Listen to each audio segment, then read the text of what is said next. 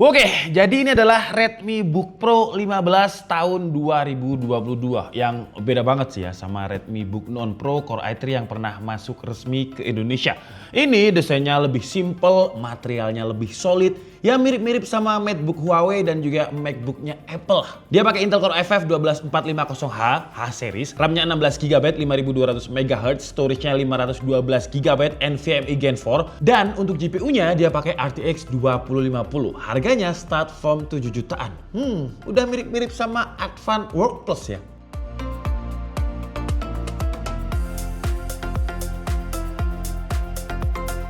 Jadi si Redmi Book Pro 15 2022 ini ada berbagai macam SKU ya. SKU paling rendahnya itu Intel Core i5 12450H yang non VGA, jadi dia pakai Intel UXD. Kalau di websitenya harganya itu di 1099 euro atau sekitar 17 juta untuk varian terendahnya. Gila, mahal banget. Tapi di e-commerce Indo saya nemu ada yang jual itu 7 jutaan untuk yang varian paling rendahnya, yaitu Intel Core i5 dan Intel UXD. Jadi nggak ada graphic card-nya.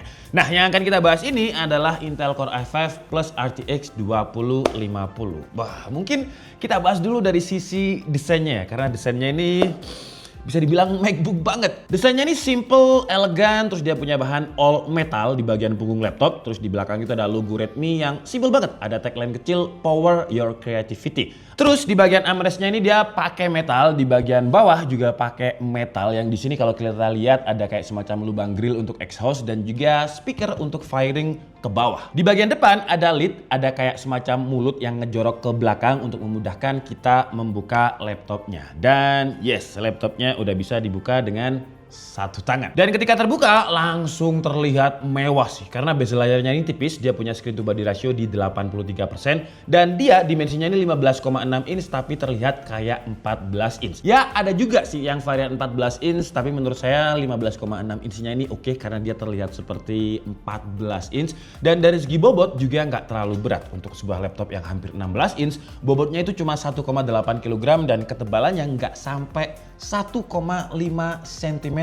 Jadi cocok buat kalian yang butuh mobility tapi butuh laptop yang performanya kenceng. Untuk layar, baik yang non VGA atau yang RTX 2050 dia punya spesifikasi yang sama. Xiaomi menyebutnya dengan Super Retina. Widih.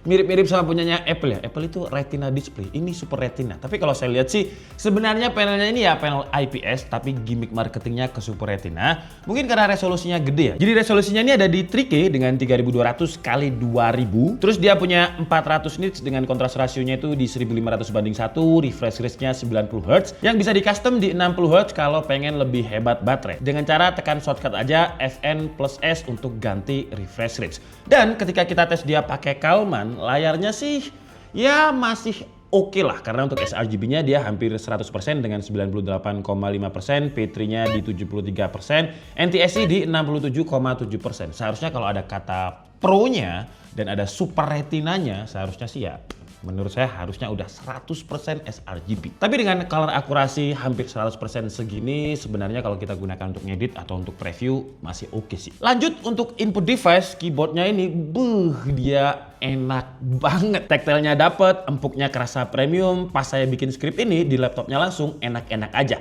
Pas gitu. Ukuran tombolnya juga pas buat tangan saya yang gede. Tapi sayangnya dengan ukuran 15,6 inch ini yang space-nya masih lumayan banyak, seharusnya masih bisa ditaruh numpad buat kalian yang suka tabulasi data. Tombol powernya ada di pojok misah sama keyboard dan udah ada fingerprint-nya yang jadi satu sama tombol power. Face ID juga ada untuk login mudah ke Windows Hello. Sayangnya kalau kita ngomongin Windows Hello, webcamnya ini masih di resolusi 720p 30 fps. Kalah sama laptop-laptop sekarang yang udah 1080p 30 fps walaupun nggak ada kata Pro-nya.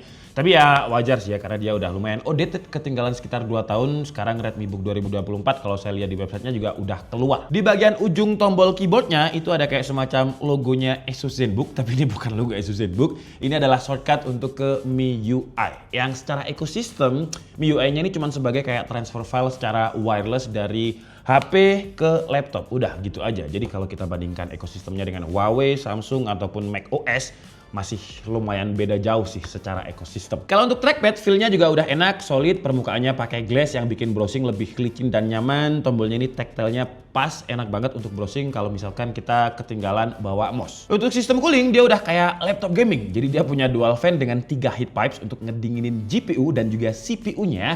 Biasanya kan penyakitnya laptop-laptop bisnis, laptop-laptop tipis kayak gini, apalagi dia pakai prosesor H-series, wah itu biasanya sih cepet banget anget. Apalagi untuk spesifikasinya dia pakai Intel Core FF 12405H, jadi H-series. RAM-nya 16GB, LPDDR5 5200 MHz, storage-nya setengah tera, NVMe PCIe Gen 4 yang speed-nya sih standar ya, di speed 3000 Mbps untuk read-nya. Dan untuk GPU-nya pakai RTX 2050 60W 4GB GDDR6. Yap, GPU yang biasanya dipakai di mobile karena masih 60W. Seharusnya sih kalau 60W nggak panas-panas banget lah, nggak kayak GPU yang TDP-nya itu di atas 100W.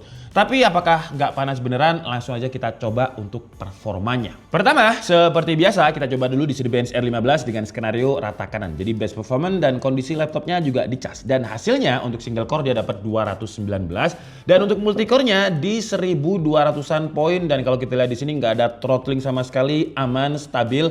Dan kita lanjut di skenario yang kedua, R15 tanpa dicas. Dan yang menarik, tidak ada penurunan performa ya, walaupun laptopnya nggak dicas. Dengan skor multicore-nya juga tetap di kisaran 1200 poin. Gimana kalau kita tes lagi di R23?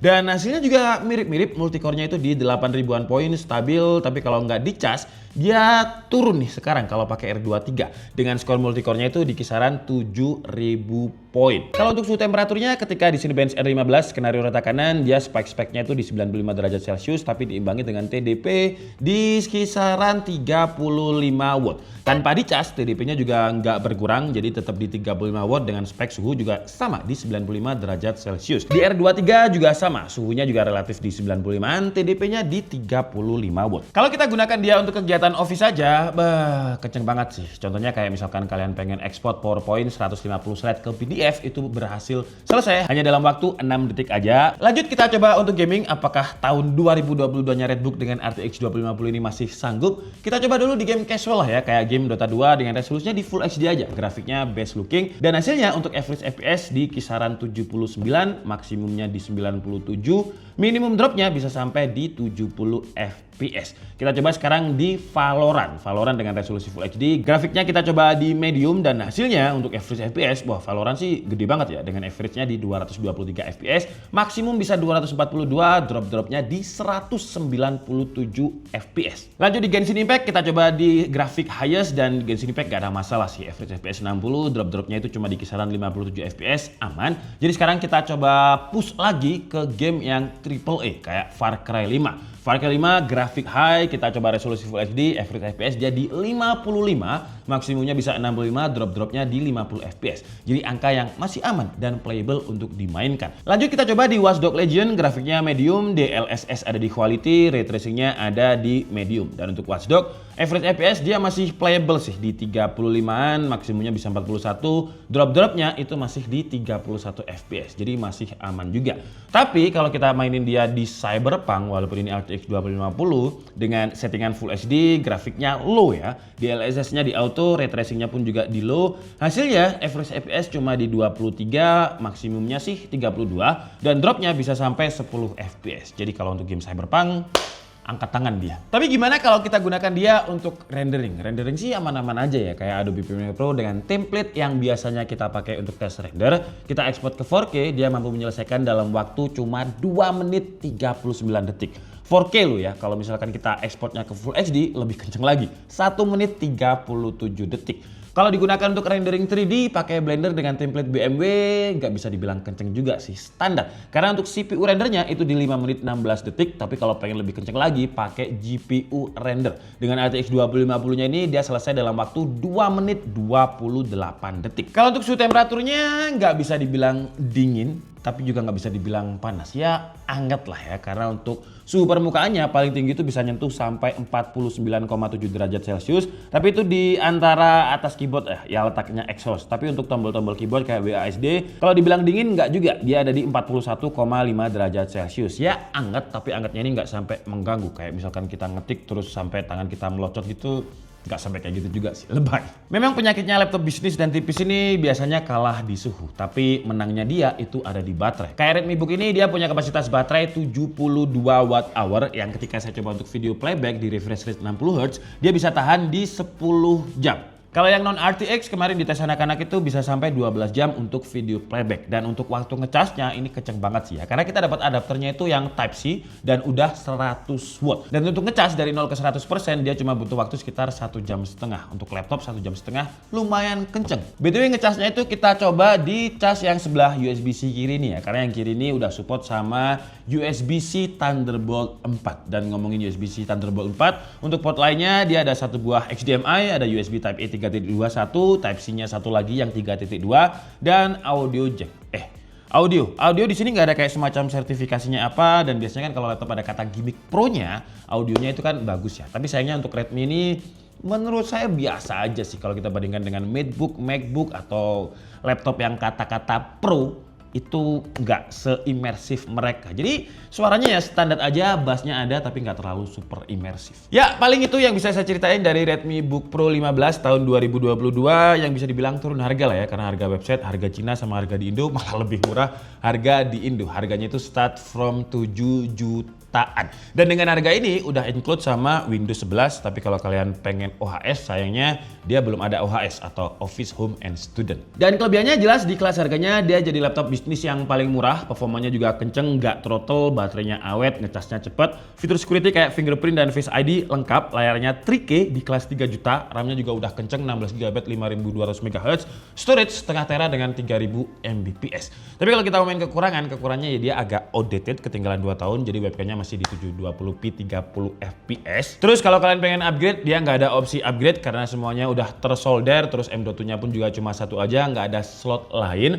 Dan suhunya kalau dibilang throttle sih enggak ya, nggak sampai yang throttle, tapi untuk suhu permukaannya masih lumayan hangat. Dan yang perlu diperhatikan, saya nggak pernah dengar Xiaomi Indonesia ini memasukkan Redmi Book Pro ke Indonesia untuk yang varian Core i5. Yang pernah saya dengar itu yang Redmi tanpa Pro, yang Core i3 itu baru masuk resmi. Yang SSD-nya pakai SATA itu.